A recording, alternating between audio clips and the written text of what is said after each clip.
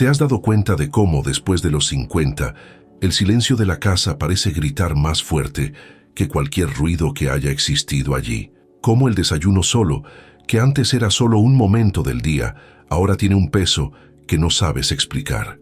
Y cómo de repente esa idea de empezar de nuevo con alguien nuevo parece ser la única salida posible para ese vacío que insiste en crecer. Tengo que decirte algo que quizá nadie se atreva a decirte. Ese deseo urgente de no estar solo, esa prisa por encontrar a alguien con quien compartir la vida de nuevo, puede que no sea amor. Puede ser algo mucho más profundo, mucho más peligroso, y que Freud llamaba compulsión, una fuerza invisible que nos empuja a las mismas situaciones, con personas diferentes, esperando resultados diferentes. Pero la verdad es que, cuando no nos detenemos a comprender lo que realmente está sucediendo dentro de nosotros, cuando no elaboramos nuestras pérdidas, nuestros duelos, nuestros dolores, no volvemos a empezar, solo repetimos. Y eso es de lo que tenemos que hablar hoy. No para asustarte, no para juzgarte, sino para protegerte, porque te mereces claridad. Te mereces saber lo que está en juego cuando decides volver a casarte después de los 50. No me refiero solo al dinero, aunque el dinero es muy importante. No me refiero solo a la herencia, aunque la herencia puede destruir familias enteras. Me refiero a algo más valioso, tu paz interior, tu identidad, la libertad que has conquistado después de décadas viviendo para los demás.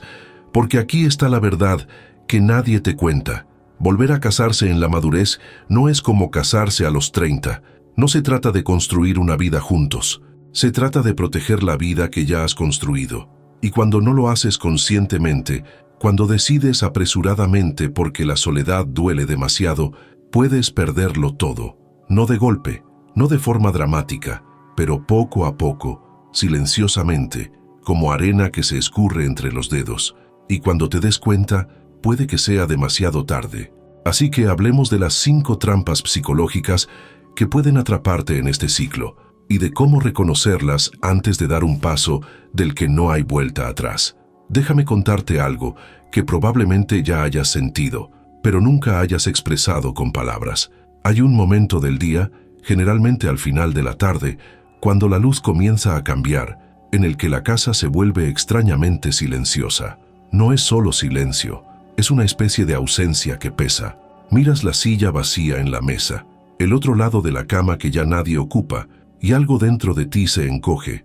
No es tristeza exactamente, es más bien como una alarma interna que dice, no tenía que ser así. Y entonces coges el teléfono, llamas a alguien, sales de casa, aceptas una invitación que normalmente rechazarías, cualquier cosa con tal de no quedarte solo con ese sentimiento.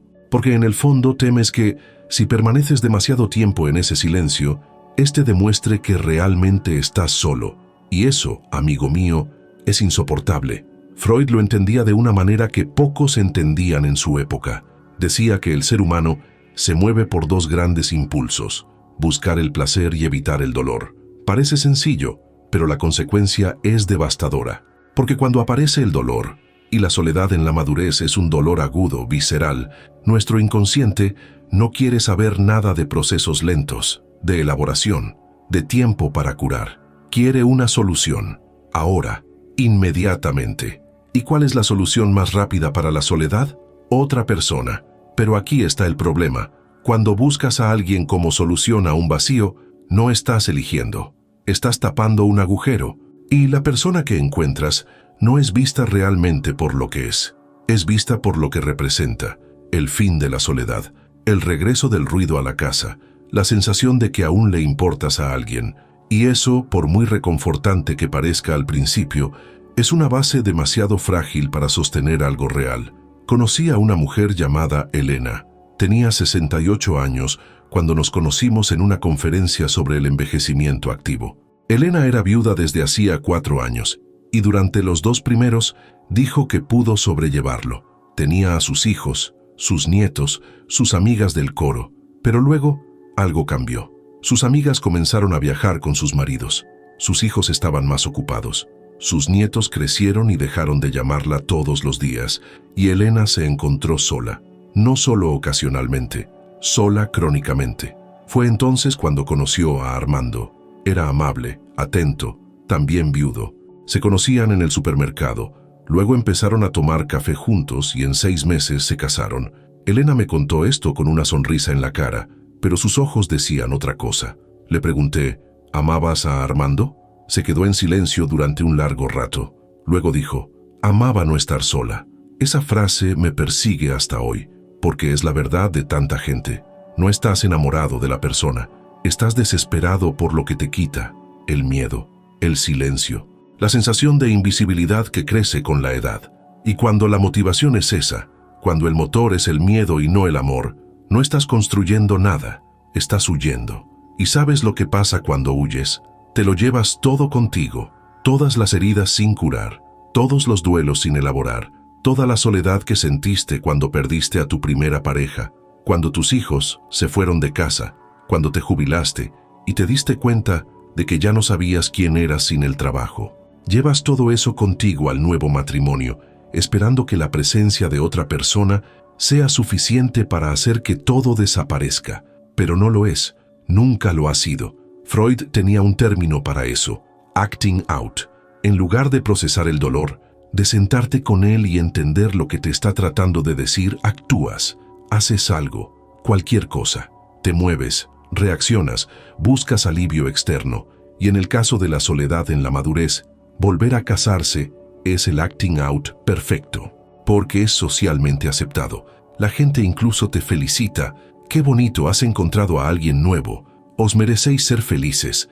Nadie pregunta, ¿has elaborado tu duelo? ¿Has entendido por qué estás solo? ¿Has hecho las paces con el silencio? Y lo peor es que esta huida parece funcionar al principio. La casa vuelve a tener ruido. Tienes con quién hablar durante el desayuno. Hay alguien que te espera despierto. Y por un momento, respiras aliviado, pensando que has resuelto el problema. Pero el vacío no desaparece solo porque hayas puesto a alguien a tu lado. Solo se queda quieto por un tiempo, esperando. Y cuando vuelva, y siempre vuelve, estarás atrapado en una situación que ahora involucra a otra persona, contratos legales, expectativas, patrimonio, familias. Y entonces, amigo mío, te darás cuenta de que el único lugar más solitario que estar solo es estar acompañado de la persona equivocada, porque hay una diferencia brutal entre la soledad y estar solo.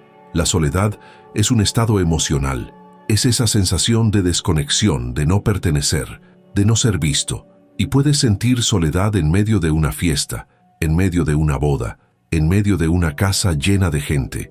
Estar solo, por otro lado, es solo un estado físico, es la ausencia de otra persona en el mismo espacio que tú, y estar solo, cuando has hecho las paces contigo mismo, puede ser liberador, puede ser incluso sagrado, pero nadie te enseña eso, nadie te prepara para envejecer solo. Toda la sociedad se basa en la idea de que necesitas a alguien, que estar solo es un fracaso, que la felicidad viene en pareja. Y cuando interiorizas esa mentira, cuando crees que no tienes valor sin alguien a tu lado, cualquier persona que aparezca se convierte en tu salvación, y te aferras a ella, no por amor, por desesperación. Entonces, antes que nada, debes preguntarte, ¿qué estoy sintiendo realmente? ¿Es una soledad pasajera o es un vacío que aún no he elaborado? ¿Es nostalgia de compañía o es pánico de enfrentar en quién me he convertido sin la presencia de otra persona? Porque si es la segunda opción, ningún matrimonio va a resolver eso, solo lo va a posponer y va a costar caro. Ahora bien, si ya estás pensando en volver a casarte o si ya te has casado, déjame hacerte una pregunta incómoda. ¿Conoces realmente a esa persona o conoces lo que necesitas que sea? Porque hay algo que Freud descubrió al estudiar a sus pacientes durante décadas, algo que explica por qué tantos matrimonios en la madurez fracasan de la misma manera que los anteriores. Se dio cuenta de que los seres humanos tenemos una tendencia aterradora a repetir patrones, no porque seamos tontos, no porque no aprendamos, sino porque nuestro inconsciente se siente atraído por lo que nos resulta familiar, incluso cuando lo familiar es doloroso. Lo llamó compulsión a la repetición, y funciona así. Digamos que has estado casado durante 30 años con alguien emocionalmente distante, alguien que no hablaba, no demostraba afecto, no te hacía sentir visto. Has sufrido durante años por ello. Finalmente, el matrimonio terminó, ya sea por divorcio o por muerte. y te juras a ti mismo, nunca más. La próxima vez será diferente. Entonces conoces a alguien nuevo. Durante los primeros meses, todo es maravilloso, pero poco a poco empiezas a notar pequeñas señales. La persona no te escucha bien, desvía la mirada cuando hablas de algo importante, cambia de tema cuando intentas abrirte, y piensas, no, debe ser mi impresión, pero no lo es. Has vuelto a elegir, has elegido a la misma persona con otra cara. No es una coincidencia, es pura psicología. Lo que nos resulta familiar, aunque sea malo, nos da una extraña sensación de control, porque al menos sabemos cómo funciona. Conocemos el guión, e inconscientemente preferimos el sufrimiento conocido a la incertidumbre de lo desconocido. Así que buscamos en las nuevas relaciones las mismas dinámicas que nos hicieron daño en el pasado, y lo hacemos sin darnos cuenta. Lo vi suceder con Renato. Tenía 72 años, estaba jubilado y tenía 2 hijos adultos. Su primer matrimonio había sido un campo de batalla. Su exmujer era controladora, celosa y montaba escándalos por cualquier cosa. Renato aguantó durante 40 años hasta que ella falleció, y cuando me lo contó, me dijo claramente, nunca más volveré a pasar por eso, nunca más. 3 años después, Renato se casó con Sonia. Durante los primeros 6 meses, estaba radiante, pero cuando nos volvimos a encontrar un año después, estaba visiblemente cansado. Sonia le llamaba 10 veces al día. Le preguntaba dónde estaba, con quién, por qué. Montaba escándalos y salía solo, si tardaba en responder a un mensaje. Y Renato, agotado, me dijo, no sé cómo he vuelto a caer en lo mismo, pero yo lo sabía. Porque Renato había crecido con una madre extremadamente controladora y, sin saberlo, había aprendido que ser amado significaba ser vigilado. Así que cuando conoció a Sonia, su actitud posesiva al principio no le pareció una señal de alarma, le pareció atención, parecía cuidado. Y cuando se dio cuenta de lo que había pasado, ya estaba casado de nuevo, viviendo la misma prisión con otro nombre. Esa es la trampa más cruel de todas, porque realmente crees que estás empezando de nuevo, crees que has aprendido, que has cambiado, que ahora será diferente. Pero si no te has parado a entender qué te llevó al primer matrimonio fallido, si no has hecho el trabajo interno de reconocer tus patrones, tus heridas, tus necesidades no resueltas, no has aprendido nada, solo has cambiado de escenario. Y hay más, cuando te vuelves a casar movido por la urgencia de no estar solo, no tienes tiempo para ver quién es realmente la persona. Ves lo que quieres ver, ignoras las señales, minimizas los problemas, porque admitir que esa persona también tiene graves defectos significaría volver a la soledad. Y ya has decidido que eso no es una opción. Así que sigues adelante, te casas, y solo después, cuando ya estás dentro, cuando ya has firmado los papeles, cuando ya has mezclado vidas, es cuando empiezas a ver los mismos comportamientos, las mismas peleas, la misma sensación de no ser comprendido, y te preguntas demasiado tarde, ¿cómo no lo vi antes? No lo viste porque no querías verlo, porque el miedo a quedarte solo fue más fuerte que tu capacidad para ver la realidad. Y ahora, además de repetir el patrón, todavía tienes que lidiar con todo lo que viene con ello. Patrimonio compartido, familias involucradas, expectativas legales. No has vuelto a empezar, te has vuelto a atar, solo que esta vez, con menos energía, menos tiempo y menos paciencia para aguantar. Así que antes de casarte, tienes que hacerte estas preguntas y responderlas con brutal honestidad. ¿Qué busco en esta persona? ¿Me recuerda a alguien de mi pasado? ¿Estoy ignorando las señales porque tengo miedo de quedarme solo? ¿Conozco realmente a esta persona o conozco la versión de ella que quiero que exista? Porque si no respondes a esto ahora, la vida responderá por ti, y la respuesta dolerá mucho más. Y cuando finalmente logras nombrar el vacío, cuando comprendes que estás repitiendo viejos patrones disfrazados de un nuevo comienzo, surge una pregunta que nadie quiere hacer en voz alta. ¿Qué estoy dispuesto a perder por esto? Porque aquí hay una verdad incómoda. Volver a casarse después de los 50 no es solo una decisión emocional. Es una decisión financiera, es una decisión legal y es una decisión que puede deshacer en meses lo que te ha llevado décadas construir. No de forma dramática, no con traición o engaño, sino de una forma mucho más sutil y por eso mismo mucho más peligrosa.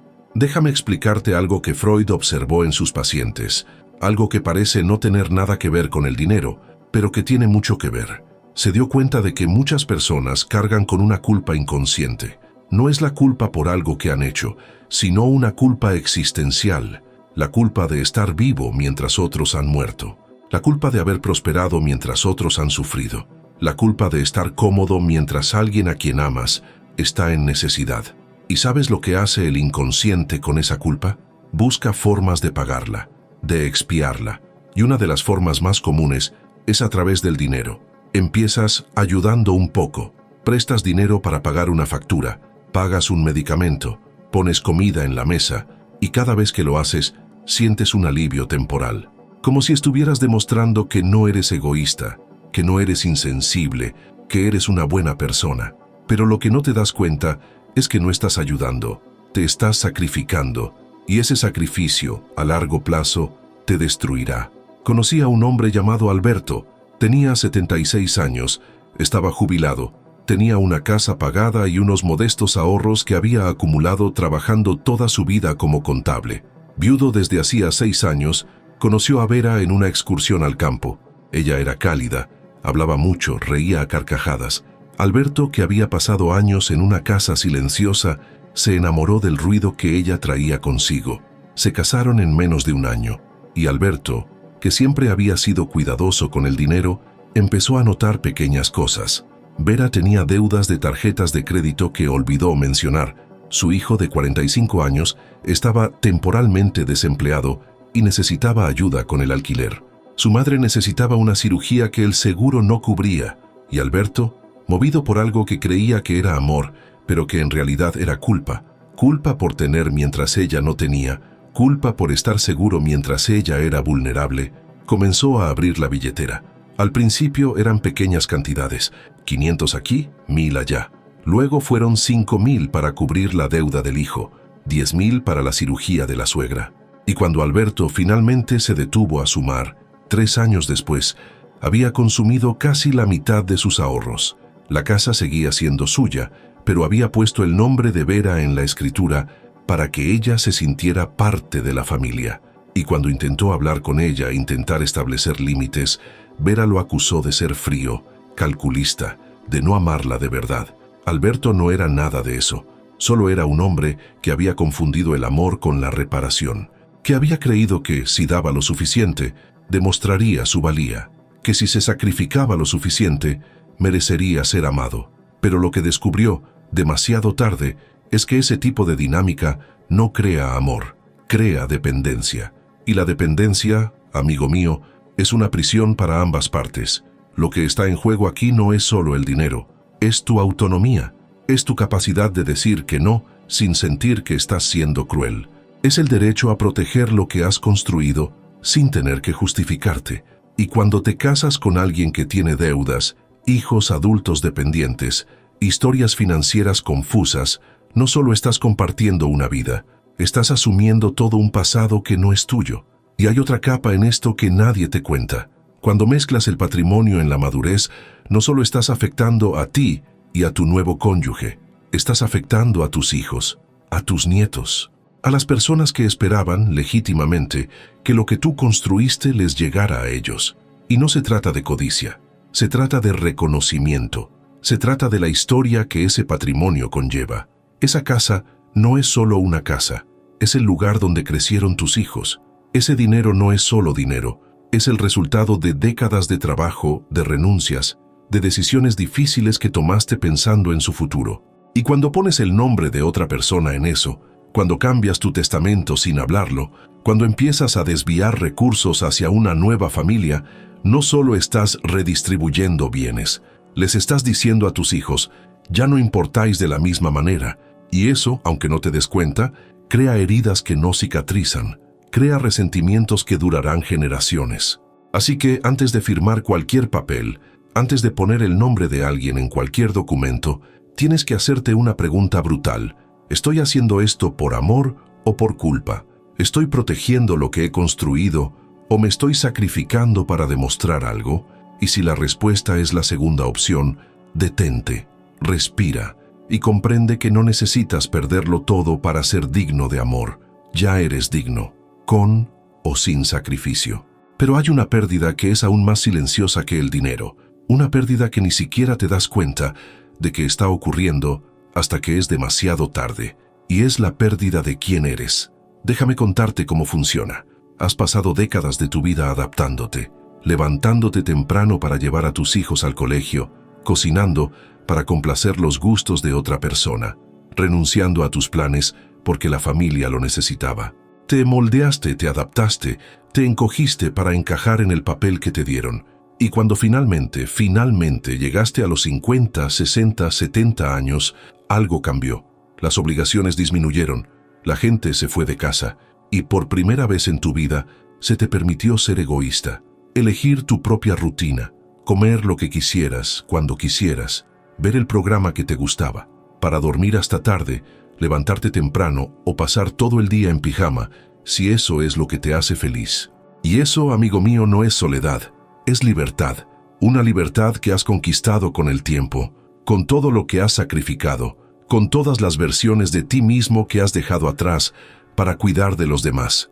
Y ahora, por fin, eres dueño de tu tiempo. Pero entonces te vuelves a casar, y al principio parece que vas a poder conciliar ambas cosas. Piensas, vamos a respetar el espacio del otro. Pero la verdad es que el matrimonio, a cualquier edad, exige ajustes, exige negociación, y poco a poco, sin que te des cuenta, empiezas a ceder de nuevo. Freud tenía una forma casi poética de explicar esto. Decía que el ego, la parte de ti que se ocupa de la realidad, que toma decisiones, que se relaciona con el mundo, siempre está tratando de equilibrar dos fuerzas opuestas. Por un lado el ello, tus deseos, tus necesidades, lo que quieres para ti mismo. Por otro el superyo, las reglas, las expectativas, lo que deberías hacer para ser aceptado. Y cuanto más débil es el ego, más fácil es ser dominado por el superyo. Es más fácil volver a vivir para complacer, para no decepcionar, para demostrar que eres una buena persona. ¿Y sabes cuándo el ego es más débil? En la vejez, cuando estás cansado, cuando tu energía ya no es la misma, cuando ya no tienes paciencia para peleas, conflictos, discusiones interminables. Entonces cedes, dejas pasar, y cada vez que haces eso pierdes una parte de ti mismo. Conocí a una señora llamada Marisa. Tenía 71 años y acababa de regresar de un viaje a Europa cuando nos conocimos. Era un viaje que había planeado sola, hecho sola, y del que había regresado radiante. Me contó con orgullo cómo había pasado 2 semanas visitando museos, comiendo en pequeños restaurantes, durmiendo hasta tarde. Por primera vez en mi vida, dijo, hice todo a mi manera. 6 meses después, Marisa se casó con Mario. Era un hombre simpático, también jubilado, que tenía una rutina muy estricta. Se levantaba a las 6 de la mañana. Quería el café listo a las 7. Almorzaba al mediodía y cenaba a las 6 de la tarde. Y esperaba que Marisa estuviera allí. No de forma agresiva, simplemente esperaba, porque así era como él vivía. Así había sido siempre. Y Marisa, que acababa de descubrir el placer de no tener horarios, comenzó a ajustar su vida de nuevo. Se levantaba más temprano para preparar el café. Regresaba de sus caminatas antes del mediodía para preparar el almuerzo. Dejó de viajar porque a Mario no le gustaban los aviones. Y cuando la encontré 2 años después, parecía 10 años mayor. No físicamente, emocionalmente. Me dijo, con una tristeza que me partió el corazón. Pensé que estaba ganando compañía, pero me perdí a mí misma. ¿Y sabes qué es lo más triste? Mario no era un villano, no estaba siendo cruel, solo estaba viviendo como siempre había vivido, y esperaba, como cualquier persona casada, que Marisa se adaptara, porque eso es lo que significa el matrimonio, ¿no? Adaptación, compromiso, renunciar a una parte de ti para construir un nosotros. Pero aquí está la pregunta que nadie hace. ¿Y si ya no tienes nada más a lo que renunciar? ¿Y si ya has dado todo lo que podías dar en las décadas anteriores? ¿Y si esa libertad, esa autonomía, esa posibilidad de vivir finalmente a tu manera, es lo único que aún te mantiene entero? Tienes derecho a proteger eso. Tienes derecho a decir, no quiero seguir negociando mi rutina. No quiero seguir adaptando mi forma de ser. Me he ganado el derecho a ser exactamente quien soy, sin pedir perdón, sin hacer concesiones. Y si eso significa que voy a envejecer solo, que así sea, porque el único lugar más solitario que una casa vacía es una casa llena de alguien que te hace sentir que ya no puedes ser tú mismo. Y si estás leyendo esto y sientes un nudo en el pecho, si estás reconociendo que ya estás renunciando a cosas que juraste que nunca volverías a renunciar, quiero pedirte algo. Detente, respira y pregúntate, ¿vale la pena? ¿Vale la pena cambiar mi paz por la presencia de alguien? ¿Vale la pena renunciar a mi libertad para no estar solo? Porque tal vez, solo tal vez, la respuesta sea no. Y está bien, no eres egoísta por elegirte a ti mismo. Eres sabio, eres valiente y mereces vivir los años que te quedan de la manera que te haga feliz, no de la forma que los demás esperan, no de la forma que parece correcta a los ojos de los que están fuera, sino de la forma que te da paz. Y si esa forma incluye a otra persona, que sea alguien que respete quién eres, no alguien que te haga volver a ser quien ya fuiste. Ahora, mientras estás lidiando con la pérdida de tu identidad, con la erosión silenciosa de tu autonomía, hay otra cosa sucediendo, algo que tal vez no estés viendo, pero que se está desarrollando en las sombras, en las conversaciones que tus hijos tienen entre ellos cuando no estás cerca. Y eso es de lo que tenemos que hablar ahora, porque esta trampa no te afecta solo a ti, afecta a todos los que te rodean. Cuando decides volver a casarte después de los 50, crees que es una decisión tuya, personal. Al fin y al cabo, eres un adulto. No tienes que dar explicaciones a nadie sobre con quién decides pasar el resto de tu vida. Y, en teoría, tienes razón. Pero, en la práctica, las cosas son mucho más complicadas que eso. Porque no eres solo tú. Eres padre, eres madre, eres la persona a la que siempre han visto como el pilar, como el centro, como el lugar seguro. Y cuando traes a alguien nuevo a esa estructura, no solo estás añadiendo una persona, lo estás cambiando todo. Freud pasó años estudiando la dinámica familiar y descubrió algo inquietante. La familia no es una colección de individuos independientes, es un sistema. Y en todo sistema cada persona ocupa un lugar simbólico. El padre no es solo el padre, es el proveedor, el protector, el nombre que lleva la historia. La madre no es solo la madre, es el afecto, la memoria, la persona que mantiene a todos conectados. Y cuando uno de los padres muere o el matrimonio termina, ese lugar queda vacío, pero no desaparece. Se queda ahí, como una silla vacía en la mesa. Y los hijos, aunque sean adultos, saben dónde está esa silla, la respetan, la guardan, y entonces pones a otra persona en esa silla. Y para ti puede parecer natural, puede parecer incluso necesario, pero para tus hijos es una violación. Es como si estuvieras diciendo que esa persona que estaba allí antes, su madre, su padre, puede ser sustituida, y no puede serlo, no a sus ojos, nunca puede serlo. He visto esto suceder tantas veces que he perdido la cuenta, pero hay una historia que me marcó especialmente. Era un hombre llamado Francisco, de 78 años, viudo desde hacía 5 años. Su esposa, Carmen, había sido el centro de la familia durante más de 50 años. Era ella quien organizaba las comidas de los domingos, era ella quien llamaba a los hijos, a los nietos, era ella quien mantenía a todos unidos. Y cuando ella murió, toda la familia se vino un poco abajo, pero se adaptaron, aprendieron a vivir sin ella. 3 años después, Francisco conoció a Dulce. Era vibrante, extrovertida, llena de energía, lo contrario de Carmen, que había sido discreta y reservada.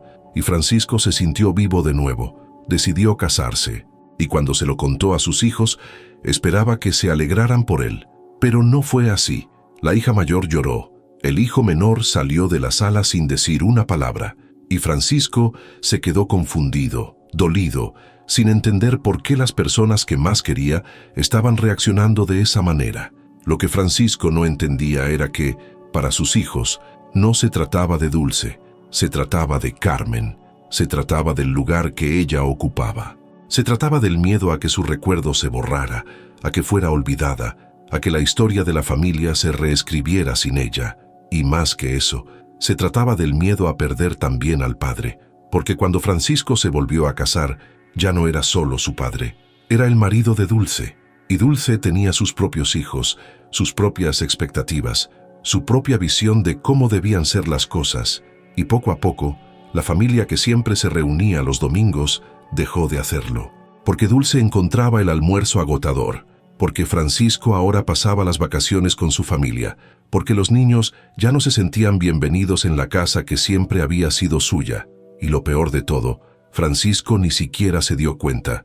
Estaba tan absorto en su nueva vida que no vio cuando sus hijos comenzaron a alejarse. Y cuando finalmente se dio cuenta, ya era demasiado tarde. El distanciamiento se había convertido en un abismo. Y aquí está la parte más dolorosa. No fue culpa de nadie. Francisco no era un mal padre. Dulce no era una mala persona. Los hijos no eran desagradecidos, simplemente eran incompatibles. Eran dos sistemas familiares tratando de ocupar el mismo espacio. Y alguien tenía que ceder. Y quienes cedieron fueron los hijos, porque no tenían otra opción. No podían competir con el nuevo matrimonio de su padre. Así que se alejaron. Y Francisco, que pensaba que estaba ganando compañía, acabó perdiendo a toda su familia. Esto no significa que no puedas volver a casarte, pero significa que debes ser consciente de lo que está en juego. Tienes que hablar con tus hijos, de verdad, no solo para avisarles, sino para escucharles, para validar lo que están sintiendo, para asegurarte de que saben que el lugar de su madre, de su padre, no está siendo borrado, que la historia de la familia no está siendo reescrita, que ellos siguen siendo importantes. Porque si no lo haces, si simplemente sigues adelante pensando que lo superarán, puede que descubras, demasiado tarde, que no solo has perdido a tu cónyuge, has perdido a todo el mundo. Y mientras intentas equilibrar todas estas pérdidas, el dinero que se te escapa de las manos, la identidad que se disuelve, los hijos que se alejan, hay una última trampa esperándote, y es la más cruel de todas, porque no viene de fuera, viene de dentro, viene de ese lugar dentro de ti que todavía cree que amar significa sacrificarse, que cuidar significa anularse, que ser bueno significa aceptar lo inaceptable. Te casas pensando que has encontrado compañía, alguien con quien compartir el peso de los días, alguien con quien reír, con quien ver la puesta de sol, con quien simplemente estar. Pero poco a poco, la compañía se convierte en responsabilidad. La persona que debería aliviar tu soledad se convierte en una persona más a la que tienes que mantener, y tú, que ya has cargado con tantos pesos en la vida, te ves cargando con uno más. Solo que ahora ya no tienes la fuerza de antes, ya no tienes la energía, ya no tienes el tiempo. Freud decía algo inquietante al respecto. Creía que dentro de cada uno de nosotros existe una fuerza que trabaja en contra de la vida. Lo llamaba pulsión de muerte. No es que quieras morir literalmente, pero es como si hubiera una parte de ti que se sabotea a sí misma, que elige situaciones que te agotan, que se pone en roles que te destruyen y lo hace todo disfrazado de amor, disfrazado de bondad, disfrazado de deber. Y eso es exactamente lo que pasa cuando te casas en la madurez y te ves de nuevo en el papel de cuidador.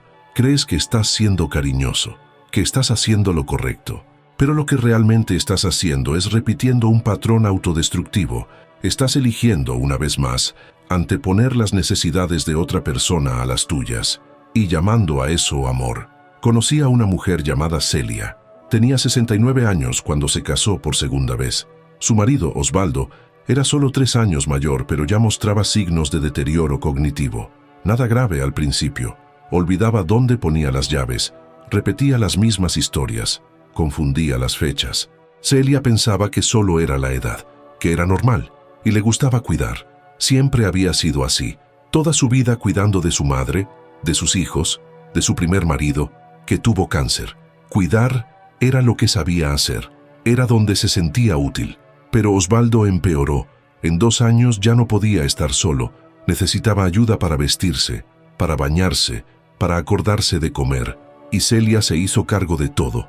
Dejó de ir a sus citas médicas porque no tenía a nadie que se quedara con él. Dejó de ver a sus amigas porque él se ponía ansioso cuando ella salía. Abandonó sus aficiones, sus paseos, cualquier cosa que fuera solo suya. Y cuando la encontré, 3 años después de la boda, parecía una sombra. Tenía dolores de espalda de tanto cargar peso. Había desarrollado hipertensión.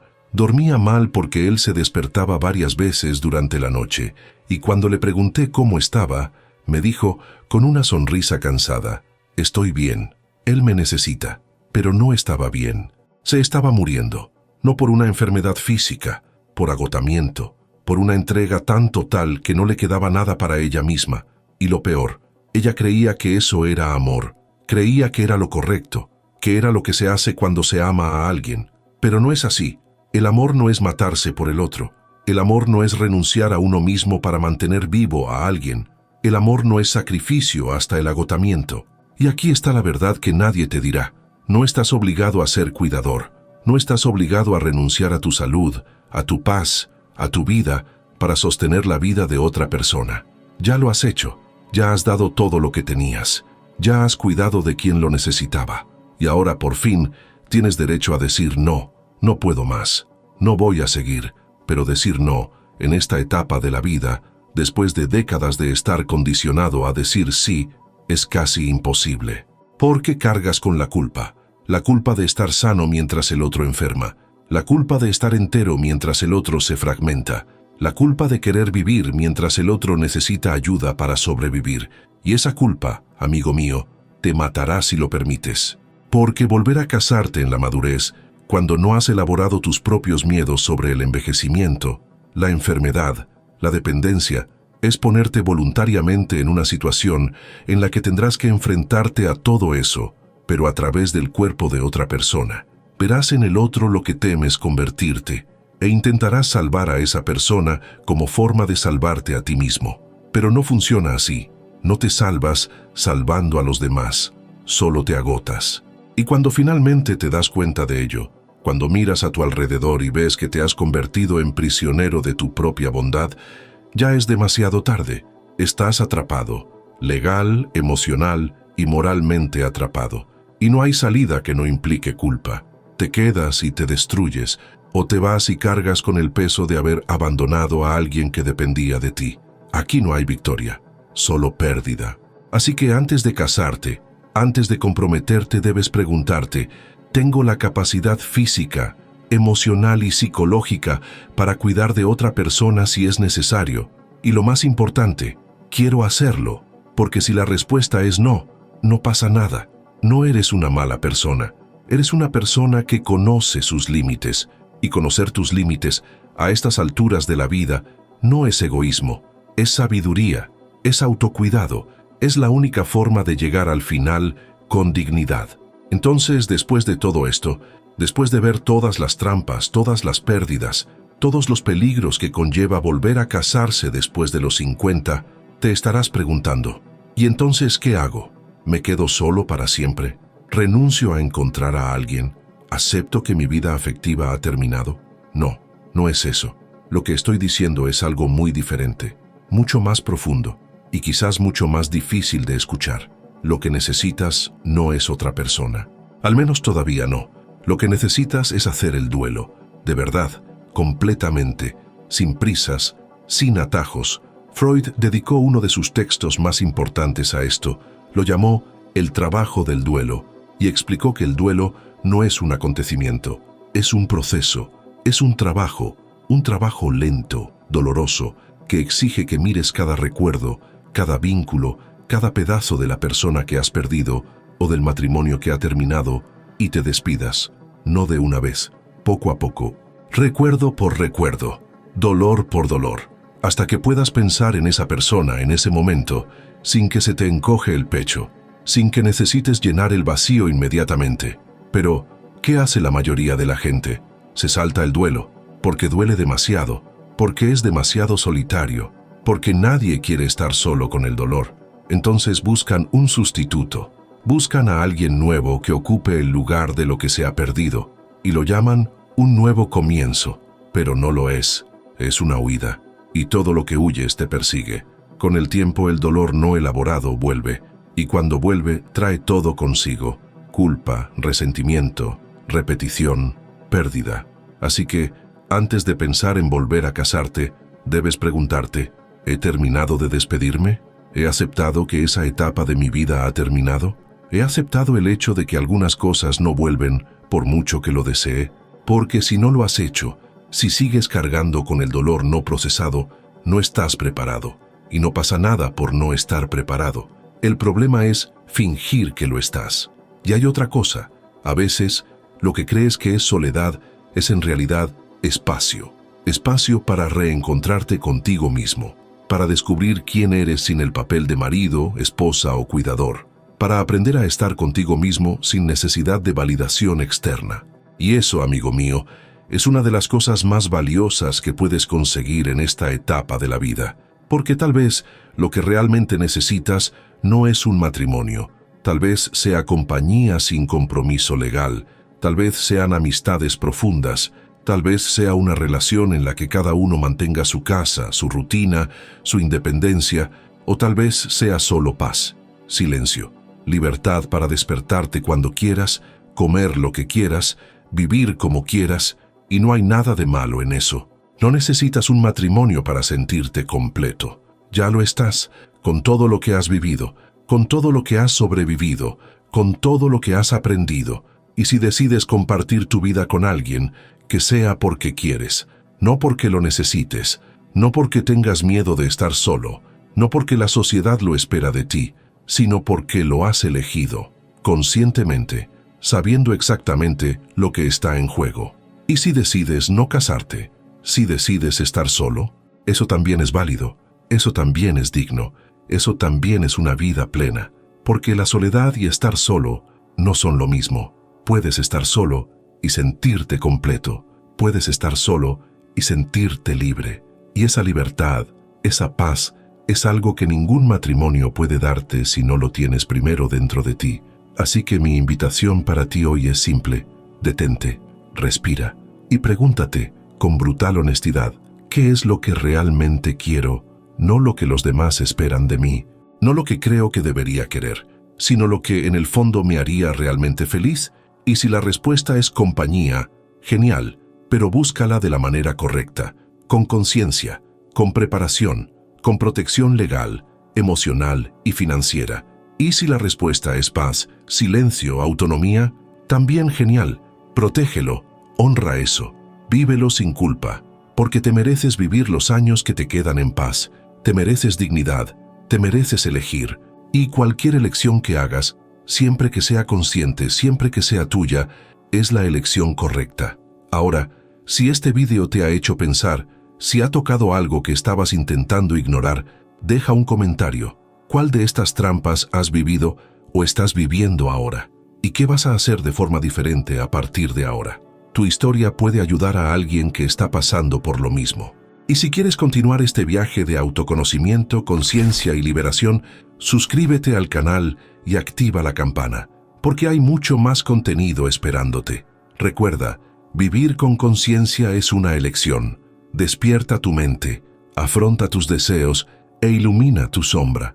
Cuenta conmigo en este viaje y sigue con los próximos vídeos del canal.